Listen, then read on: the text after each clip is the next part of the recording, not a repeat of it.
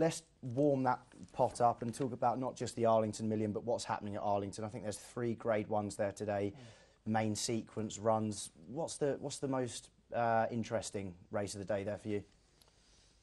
I'm a big Magician fan, always have been. You know, even since in the Million. Yeah, I think he won a Breeders' Cup Turf over 1 mile and 4. He won in the Curragh earlier on this year. You know, just got back up to win. You know, looked hard work from. He hates soft ground. You know, his form figures on fast ground are, you know, he's won, and he was I think second at Ascot in the St James's Palace. He's definitely the interesting one of the whole card. Not the St James's He was Palace. second, yeah. He was second at Ascot in whichever race he ran in. But I just think he gets fast ground again. You know, it's back to a mile and a quarter. I think it will suit him perfect. I think everything is in his favour. But, I mean, last time when he travelled over to the States, Breeders' Cup Turf, won over 1.5 miles. You think the step back to the mile 2's all good there? Yeah, well, I don't see a real see problem in it. at all. You know, I think he's got plenty of boot. I like everything about him, you know. But having said that, when you say he won the Breeders' Cup Turf, he did all his winning in the last furlong. You know, Ryan Moore rode him that day and just got him up, which was. But I think this is a lesser race. And Ryan Moore's mount here, surprisingly for Dale Romans, Finnegan's Wake. What do we make of that one? I've noted it down as a bit of a long shot, actually. 12 to 1. He's taken the local route of winning the Grade 3 Arlington Handicap on the build-up to it. 4th in this very event last year. So he's got a puncher's chance, if you like, at around about 12 to 1, especially with Ryan Moore on board. A mention, though, for the other Raiders. Smoking Sun represents the French side of things, and Side Glance, the Globetrotter. Any mention on those, Scott? Side Glance is very interesting. I think he's a decent price. I mean, he's running probably as good a races as this, if not better, over the last few years, without actually winning enough. On his best form, he's got place claims anyway. But well, he was placed last year, wasn't it? If Magician turns up and he's not on the downward spiral this year, then he'll be ridiculously hard to beat. I've been a little bit disappointed with Magician myself. I thought he was going to go on this year and be an absolute superstar.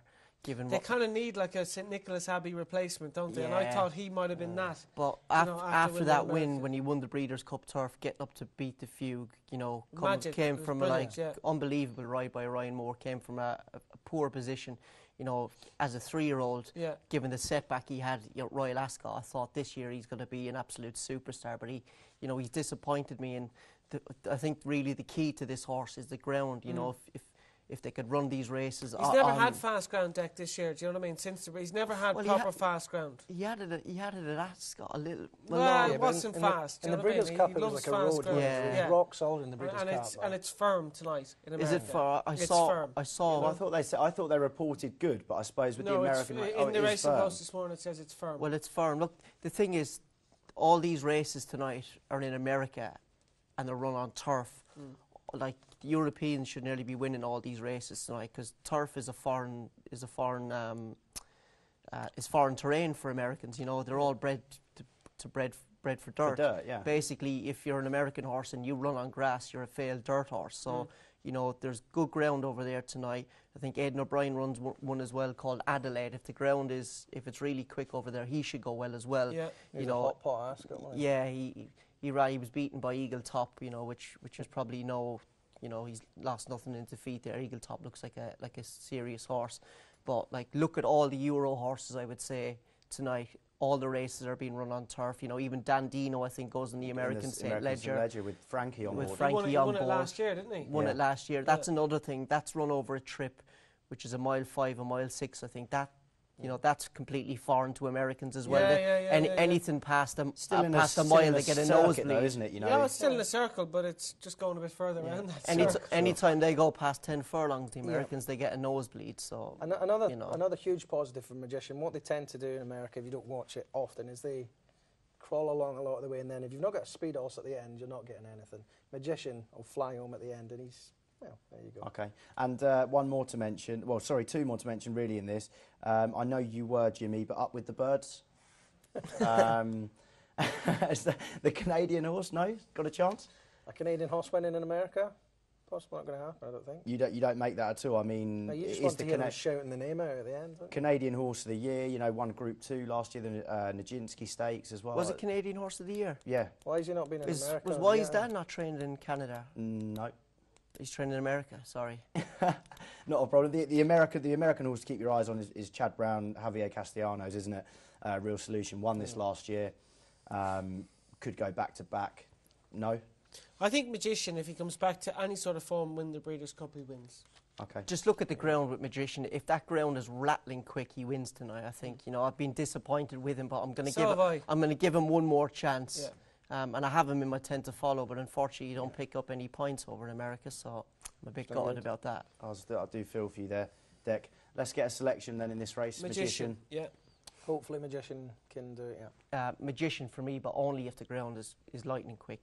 Okay, Magician. I'm just gonna put something different up, really, opposed to Magician. I'll go with Smoking Sun. As you say, the Europeans do well. Smoking Sun just makes most appeal. You must be smoking something if you think he's going to be Magician. Well, the way that, I mean, a repeat of his second in the Group 1 at Cranji would do him, I think, would bring home the goods here for Smoking Sun. But anyway, that's another story. Magician for you guys, Smoking Sun for me. We want to know what you fancy at home as well for this Arlington Million. It's a cracking race and all corners of the world represented here. We wanted to see what your representation is in this race. Do let us know at Bet Racing Nation.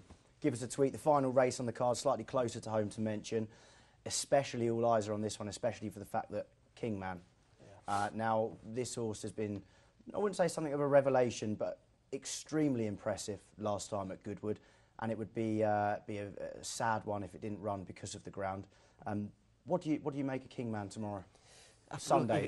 If Kingman runs, he wins. He looks, you know, he's not like maybe superstar quality yet. But, well, you know, maybe he actually is. I was just thinking the other day, we had this talk in the office. You know, wouldn't it be great if he did win the Guineas? Because, you know, things didn't work out for him that day. He was maybe James Doyle kicked a bit too soon, but his hands were tied, really. He had to go, and he was just chinned. If he'd won that race, he'd be unbeaten. And I think, you know, given connections, we'd have the whole kind of comparisons with Frankel and stuff like that. Kingman is a very, very good horse. If he runs, he wins. Is he good enough? Because I know what you're trying to say is, can we compare him to Frankel? I think no is the honest answer. No, I'm not comparing him to Frankel, but I'm just saying in terms of the man who owns him and being unbeaten and given that kind of superstar status.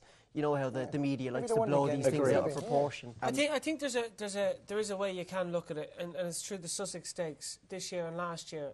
This year he won it, beat Tornado. Tornado beat New Approach last year, or sorry, Dawn Approach last year in the Sussex. Dawn Approach won a Guineas. You know, if you weigh up that kind of how good he is. Now he won the Sussex this year impressively. Richard Hughes said the only thing that could possibly beat him is a proper mile, out and out, flat to the tin mile. Does he really stay? Because he's got so much speed. Now he probably does, but that's the only thing that he hasn't had yet. Yeah. Do you know what I mean? Well, he did. He got that in the Guineas, and he was beaten. Yeah, let's not talk about it. Case closed. But if he really is a true machine, something to be not likened to, but still compared with in Frankel terms, he's going to have to get through soft ground like Frankel did. He's going to have to prove himself. But he has won on soft ground.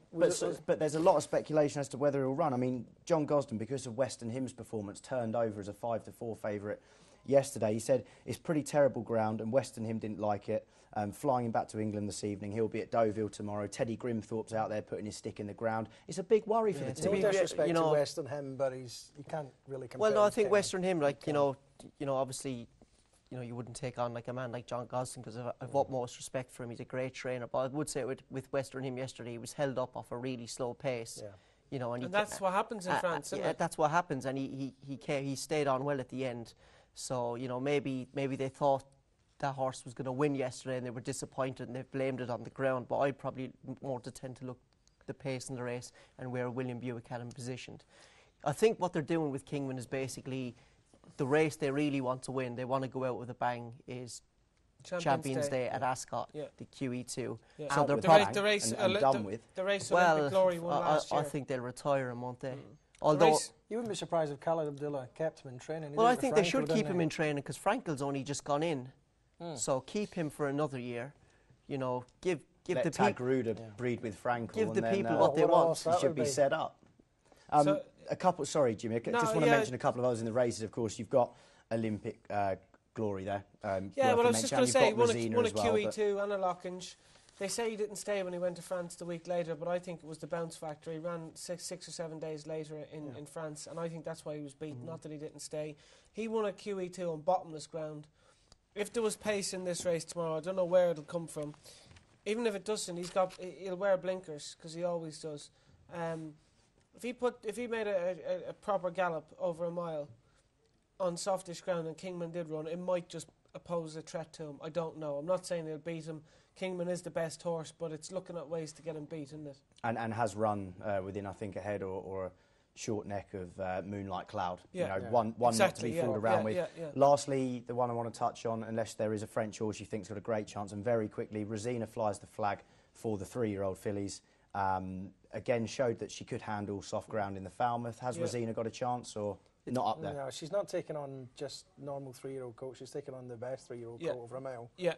Anywhere. If Kingman runs, he wins. In Olympic glory as well. And Esoteric is worth a mention as well. If he runs, then he could push Olympic glory close. Okay, so very quickly, we've only got a few seconds left. Kingman, if he runs, is it, yeah? If he runs, he wins, I'd say. Wins easily. Okay. Piece of work for him, I think, if he runs. That seems like a pretty positive, not tentative at all, selection from the panel at home. Thanks for joining us on the panel. I do want to get all those selections tweeted for our viewers at home. Thanks a lot, Dec. Cheers, Tom. Cheers, Scott. Cheers, Jimmy. Cheers, mate. Pleasure as always. You viewers at home, as I say, thanks for holding on at the beginning there. We did have the connection delay. Great thanks to all of you that tuned in and stayed tuned in during that moment. If you did miss some of the show and you tuned in 11 or so a bit later, 395, Sky 395 +1 is the +1 show where we'll be on an hour later. Join us next week. We've got more racing previews coming up. In the meantime, have a nice weekend.